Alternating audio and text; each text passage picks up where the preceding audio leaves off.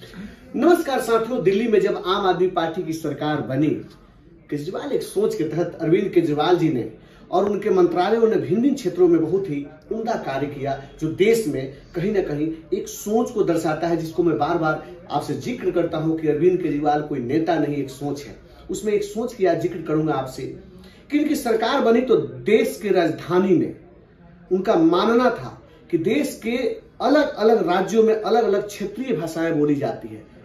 उस भाषाओं को सम्मान देने के लिए इन्होंने अलग अलग अकादमियों का निर्माण कराना शुरू किया।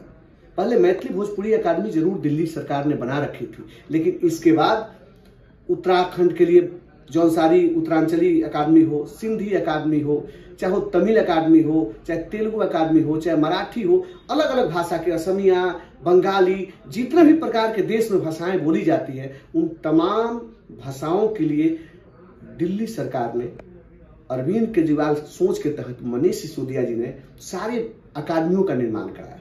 यहां तक कि संस्कृत अकादमी का भी इन्होंने निर्माण किया।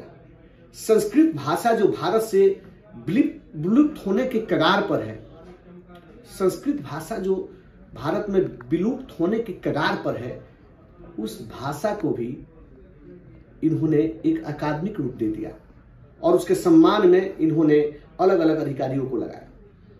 तो यह सोच यह दर्शाता है कि एक ऐसी सरकार जो सभी भाषाओं का ख्याल रखती है, सभी क्षेत्र के लोगों का ख्याल रखती है। उन्हीं सांस्कृतिक जो अकादमियां थी, उसके माध्यम से अलग अलग पूजा व्यवस्था की गई। पूजा में जो पर्व या त्योहार होते हैं, पूजा होता है, उन सभी में अलग अलग तरीके की, कहीं किसी में छुट्टी देना हो, कहीं फंक्शन कोई कराना हो, उसकी व्यवस्था की गई।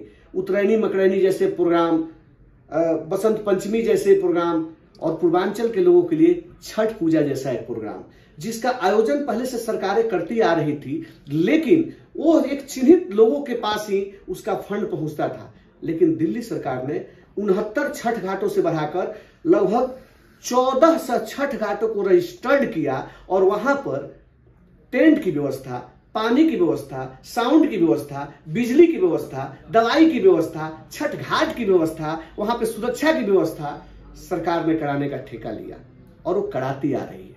यह अरविंद केजरीवाल एक सोच ही है कि छठ पूजा के दिन दिल्ली के अंदर सार्वजनिक छुट्टी की घोषणा हुई। इससे पहले भी छुट्टी होती थी, लेकिन वह छुट्टी क्या थी कि जिसके घर में छठ पूजा होगा वो छुट्टी ले सकता है। लेकिन केजरीवाल जी ने कहा कि इस महापर्व के लिए यहां के सभी नागरिकों को छुट्टी मिलनी चाहिए। जो पर्व करता है, जो पर्व नहीं करता है, क्योंकि ये आस्था का पर्व है, जो पर्व नहीं भी करता है वह जाए और छठ पूजा में शामिल हो। यह एक केजरीवाल सोच के तहत ही सोचता है।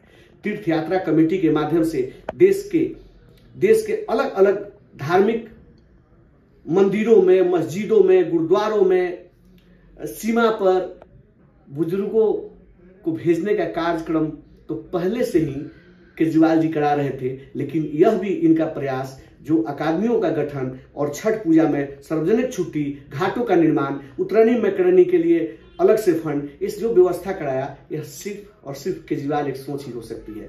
मुझे लगता है कि इस सोच के माध्यम से हम सबको इस सोच को मजबूत करने के लिए देश के कोने कोने से जोर लगाना चाहिए कि अरविंद केजरीवाल पुनः दिल्ली के सत्ता में आए और इसके बाद देश के सत्ता में आए। बहुत बहुत धन्यवाद। नमस्कार।